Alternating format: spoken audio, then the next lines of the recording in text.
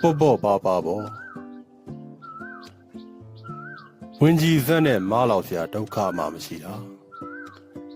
ပဲပြုတ်တဲ့ကိုကျွေးပေးပြီး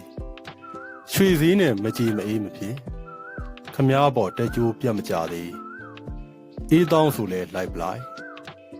နိုင်ငံရေးက၃ခွက်တစ်ခွက်တည်းဘတ်စကားပေါ်မှာ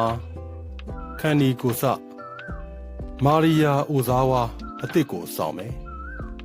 ငိမ့်ငန်းရေးဆိုတာပွဲစားတွေအလုပ်ပါမရေပါသားလို့လက်ကားရတာမရှိ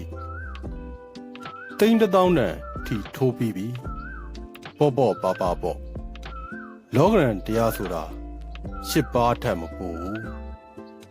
ကြပြရေးသားသူတစ္ဆာနီအားလုံးပဲစင်ပြေကြမှာကြပါစေမနှက်ပြန်တိုင်းမှာအပြုံးနဲ့စုံကြမယ်